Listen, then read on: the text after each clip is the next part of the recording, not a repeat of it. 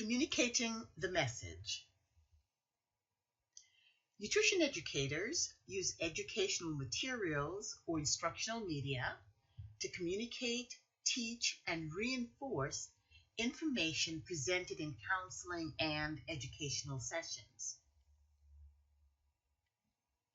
Clients need to understand health information so they can apply it to their everyday lives. So, what then is communication? Communication is the process of using messages to generate meaning. The message can be verbal or nonverbal. When we look at the communication model, there are three distinct components: the sender, the message, the channels through which the messages are communicated, and the receivers or the target audience. The sender, and yes, that is you. As a nutrition educator, you are the sender of the message, and people are interested in whether or not you're competent, trustworthy, or credible. When we talk about competence, it refers to having the skill, knowledge, and judgment relevant to the issue or topic. Credibility can be extrinsic and intrinsic. How you are perceived by virtue of your qualifications, experience, and job title, etc., extrinsic, whereas intrinsic is the message you project and how well you deliver the message. We need to make sure that the audience know that you're qualified to lead. So spend a few minutes highlighting your qualifications.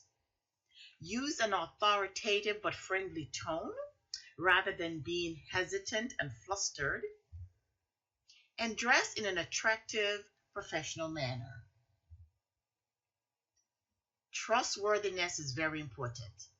It refers to how you come across as being culturally competent with no biases, ulterior motives, or hidden agenda. You should always inform the audience of any potential conflict of interest, such as the information: are you selling a book? Are you getting funding for your research study?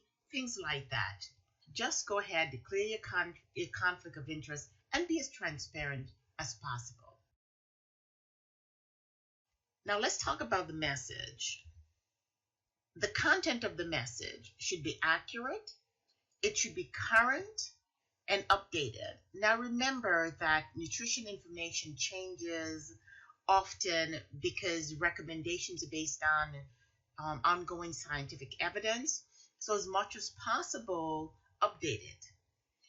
It also should convey exactly what you're trying to say. Again, remember that nutrition guidelines and standards are updated regularly, and they are updated so that sometimes you need to challenge previously held scientific knowledge with new research. And visual communication is also important when you are developing written materials, or if you are doing PowerPoint presentation, if you're doing videos. So use high quality photos, images, and illustration, and make sure that the images support the content of the message as well as the people for whom the message is intended.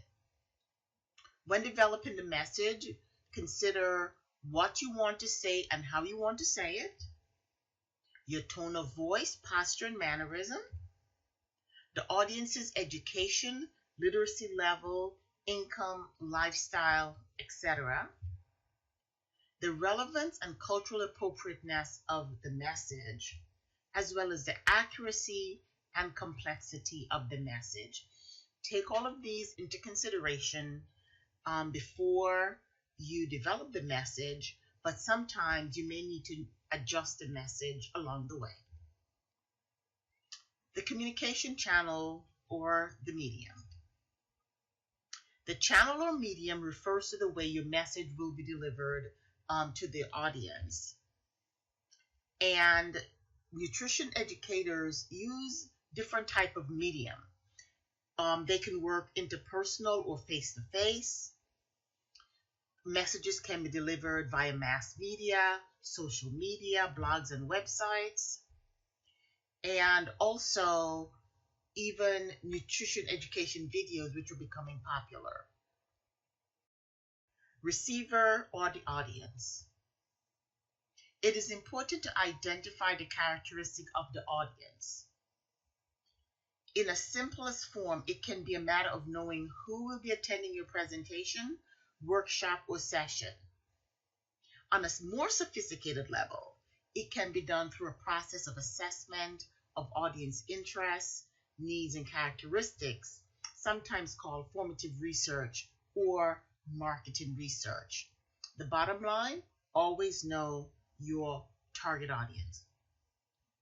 The audience characteristics affect how the receiver may view, understand, and react to the message.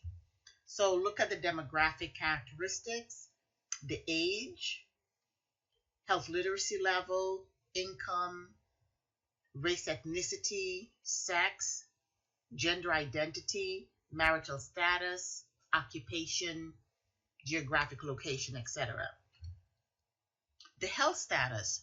Are these people who are relatively well, or you're speaking to a target group that have already been diagnosed with a health issue? What is the motivation for coming? You really want to speak to that motivation and keep the energy high so that the audience can feel motivated and engaged.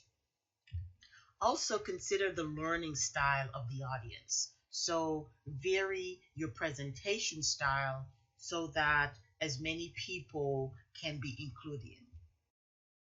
Knowing your audience will also determine your marketing or advertising plan. What incentives you'll be used, refreshments to be served, and location for the session. Now, I want to emphasize here the importance of childcare needs. More than likely, your target group will sometimes be predominantly women. Remember, women are primarily responsible for taking care of children, elders. They are influencers for a lot of people, and you should anticipate childcare needs and, as much as possible, have an alternative. Because if you do not offer childcare, then your audience may be very limited. Strategies for success. Establish rapport. Take advantage of technology. Add little video clips. Show social media posts. Even do things like polls. So take advantage of the technology that is available and that your audience use.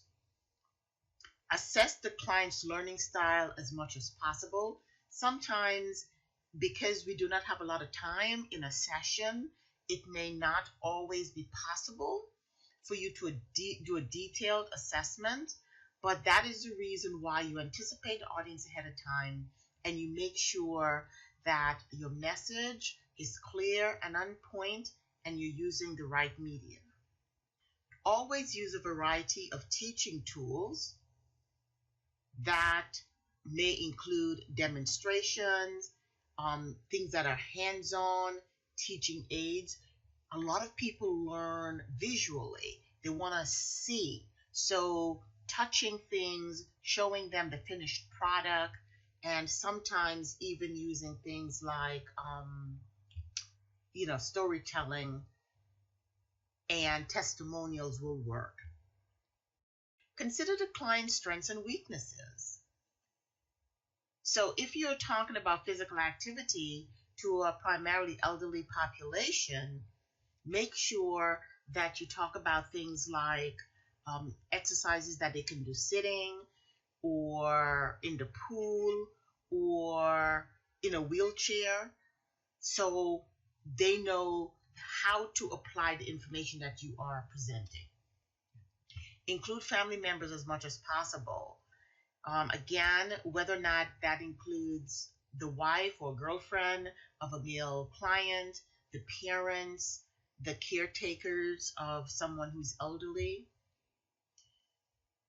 Remember also, you should take care of things like the reading level, the literacy level, if you're going to give handouts after the session is over. Always leave time for question and answers. Sometimes you can throw things out to the audience.